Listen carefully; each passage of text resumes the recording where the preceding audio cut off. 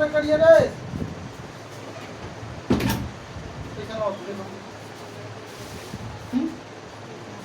तब होता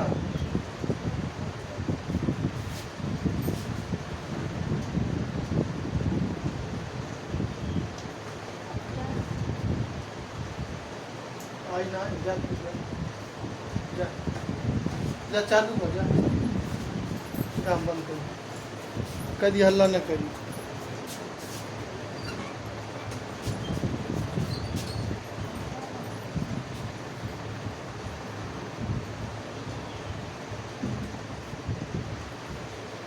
हल्ला न करिए रे। मेरे प्रिय छात्रों, कक्षा 10 के बच्चों के लिए समीकरण का सवाल लाया हूँ।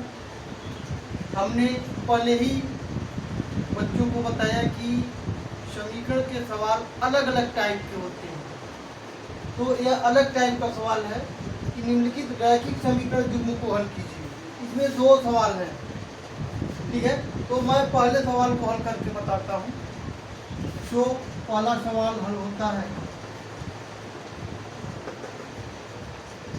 5x + 1 5x - 1 + 1/y - 2 = 2 and 6x - 1 - 3/y -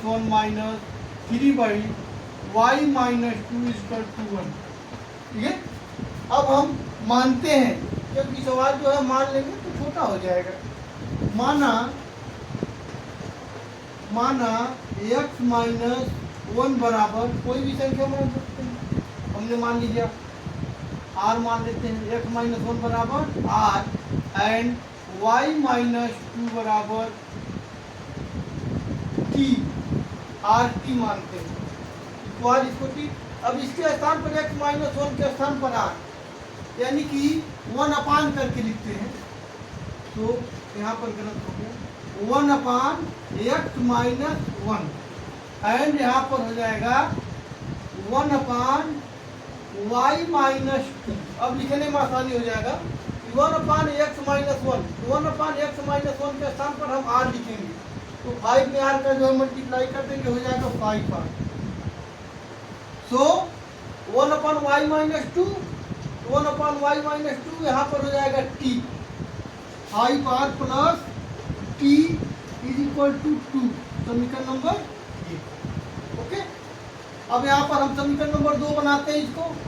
तो x - 1 है ना, तो 6r क्या लिख देंगे, 6r - 3t, 3t = 1। अब समीकरण नंबर 2 हो गया। अब हम देखते हैं कि एक पद को मुझे विलुप्त करना है, या तो r वाले को या तो t वाले को। तो हमें विलुप्त करने के लिए समीकरण नंबर 1 में आसान तरीका, अगर हम 6 का भी इसमें मल्टीप्लाई करते हैं, 5 का इसमें मल्टीप्लाई करते हैं, तब भी हो जाएगा। लेकिन आसान तरीका, सरल तरीका अपनाते हैं। अगर हम 3 से इसमें मल्टीप्लाई कर देते हैं तो हो सकता है एक पद विलुप्त हो जाए। तो देखते हैं, 3 से गुणा करने पर समीकरण 1 में 3 से गुणा करने पर, 3 से गुणा करने पर, 3 से गुणा करने, ठीक है। अब 3 से जब गुणा करते हैं, 3 में 15 का गुणा कर देंगे, 3 में 5 का 3 बचे, 15r हो गया, प्लस 3 में t का गुणा करते हैं, 3t हो गया, t = 3 में 2 का 3 दूनी 6। फिर अब यहाँ पर हो गया 6r - 3t बराबर 1। ये समीकरण नंबर 3 मान लीजिए, ये समीकरण नंबर 4 मान लीजिए, क्योंकि नया समीकरण बना है। सो यहाँ पर हम देखते हैं, कुछ नहीं करना है, घटाना है, जोड़ना है। जोड़ना है तो यहाँ माइनस है, प्लस संख्या कैंसिल हो गई। यहाँ पर 15 और 6 को जोड़ देंगे, 21r हो जाएगा। 21r = 6 और 1 को 1 में जोड़ देंगे तो 7 हो गया। अब 7 से डिवाइड कर देंगे, 7 × 3 = 21, यानी कि r का मान हो गया 1/3। सो r का मान 1/3 हो गया।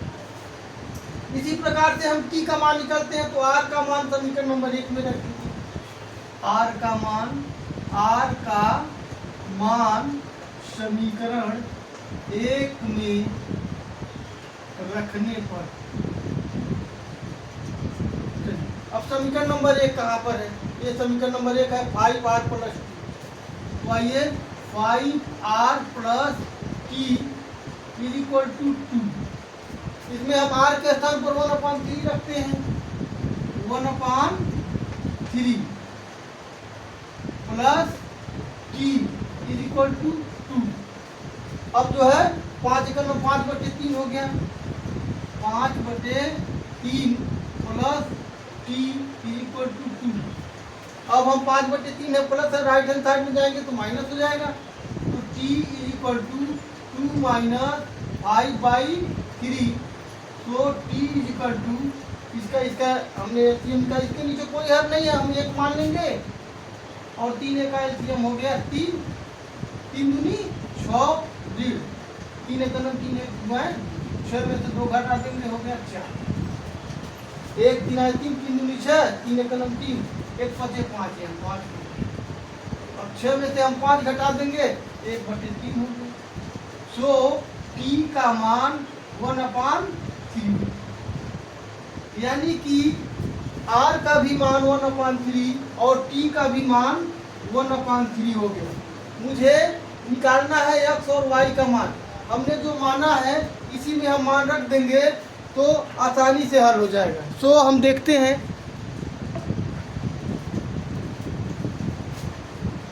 दोनों का मान 1/3 है। सवाल को नोट कर लें।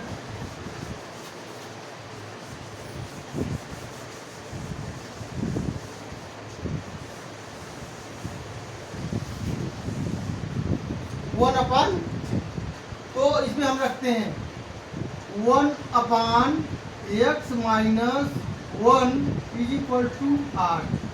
आर का मान 1/3 है, तो हम लिख देंगे 1/3 and 1/x minus 1 cross multiply, इसका इसमें गुणा, इसका इसमें गुणा, तो x माइनस 1 का इसमें कर देंगे, तो x minus 1 is equal to 3 में का गुणा कर देंगे, 3 हो गया। सो जब हम x का मान निकालेंगे तो 3 है माइनस 1 है, राइट हैंड साइड में जाएगा तो प्लस हो जाएगा।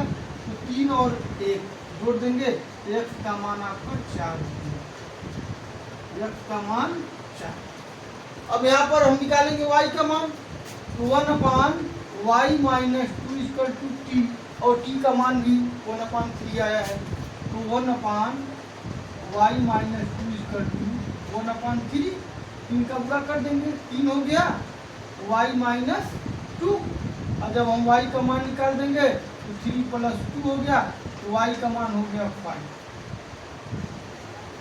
तो यानी कि x का मान 4 और y का मान 5। This is the right answer of the question. आपका एक सवाल हल हो गया। अब हम दूसरे सवाल को बताएंगे, सवाल को आप हल कर लें। ओके, आइए हम दूसरे सवाल को बताते हैं।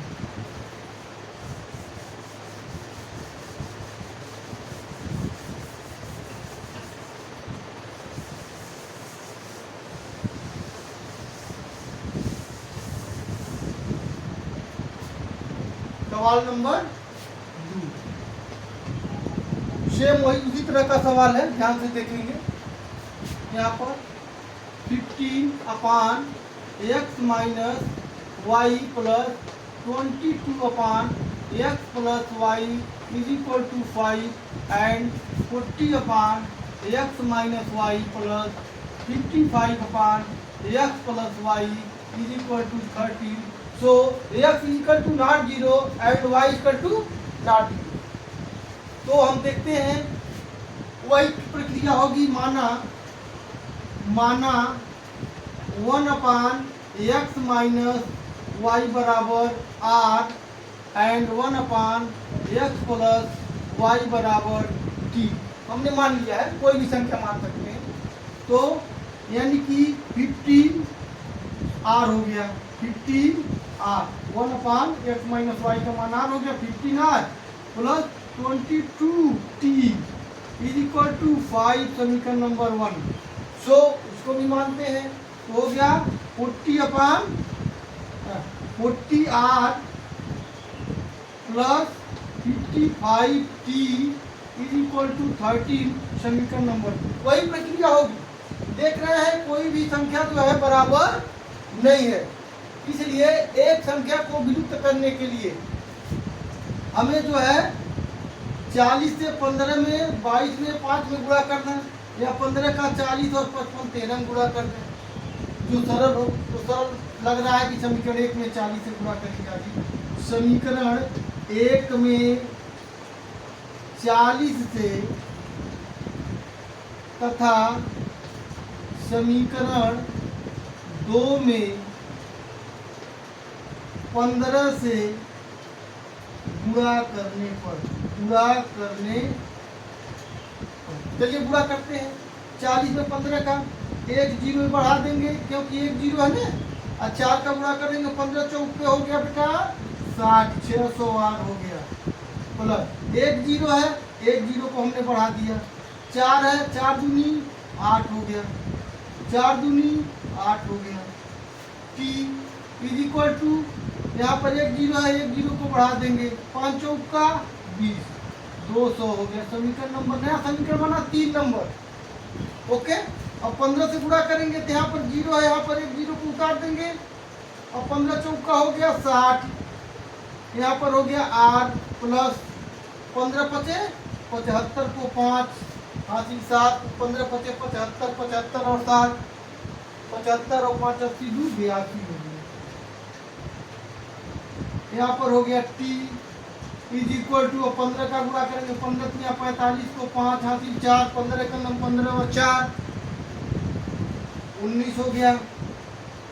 ये समीकरण नंबर 4 बन गया आपका। अब हम यहाँ पर जो है इसको घटाते हैं, ठीक है, जोड़ने पर नहीं आएगा, घटाने पर आएगा। संख्या देखिए, ये संख्या माइनस हो गई, प्लस है, यहाँ प्लस है तो माइनस हो गया, यहाँ प्लस है तो माइनस हो गया। यहाँ पर देखते हैं 600 संख्या कैंसिल हो गई। यहाँ पर घटाते हैं, 10 में से 5 घट गया, हो गया 5, 7 में 2 घट गया, हो गया 5, हो गया 55 टी। क्या हो गया? 55 टी हो गया। और 10 में से 5 घट गया, हो गया 5, ठीक है। यानी कि 5 से जब हम इसको डिवाइड कर देंगे 11 हो जाएगा, ठीक है बेटा। अब जब हम t का मान निकालेंगे तो 1/11 हो जाएगा। तो t का मान 1/11। ओके, अब 1/11 जो है रखना है समीकरण 1 में। आइए समीकरण 1 में t का मान बराबर 1/11 रखने के, ठीक है। अब हम समीकरण नंबर 1 में रखते हैं, चलिए 15r क्या रखते हैं, 15r plus 22t is equal to 5। 1/11 रखेंगे किसके स्थान पर, t के स्थान पर। तो 15r प्लस 22 इंटू टी का मान 1/11 इज इक्वल टू 5। 11 से 22 में भाग दे सकते हैं, 11 दूनी 22 होगी, यानी कि 15r plus 2 is equal to 5। अब हम ये जो 2 है, जब हम राइट हैंड साइड में जाएंगे तो प्लस है तो माइनस हो जाएगा, यानी कि 15r बराबर 5 माइनस 2 एंड 15r बराबर 3 हो जाएगा ना। और 3 में 15 का जो है डिवाइड कर देंगे 5 हो गया, यानी कि r का मान 1/5, r का मान 1/5 और t का मान 1/11। अब हम इसमें मान रख करके सवाल को हल करते हैं, ठीक है। तो इस सवाल को नोट करें और हम आगे की सवाल बताते हैं, थोड़ा सा देखना है इसमें। ये सवाल नोट हो गया बेटा, चलिए ओके।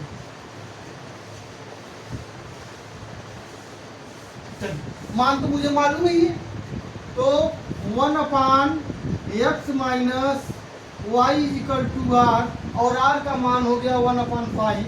1/x माइनस y बराबर 1/5, सो x माइनस y बराबर 5, x माइनस y बराबर चलिए अब यहाँ से x माइनस वाई बराबर 5 निकल गया। समीकरण नंबर, चलिए हमने जो है 3 मान लिया, समीकरण नंबर 3 हो गया। ठीक, अब इसको हम हल करते हैं। 1/x प्लस वाई बराबर t का मान हो गया 1/11, तो x प्लस वाई बराबर 11, समीकरण नंबर हो गया 4। ठीक है बेटा, अब हम इस दोनों को हल करते हैं, x माइनस वाई और x माइनस वाई, इसको हल करते हैं। यानी कि x माइनस वाई बराबर 5 एंड x माइनस वाई बराबर 11। ठीक है, इसको हल करते हैं, तो हल करते हैं तो इसको घटा देंगे आगे। जब इसको घटाएंगे तो यहाँ घटाना चिन्ह लग गया, यहाँ प्लस का चिन्ह लग गया, माइनस का चिन्ह लग गया। ये संख्या प्लस है, एक माइनस है, ये भी प्लस है माइनस है, संख्या कट जाएगी, 0 हो जाएगा।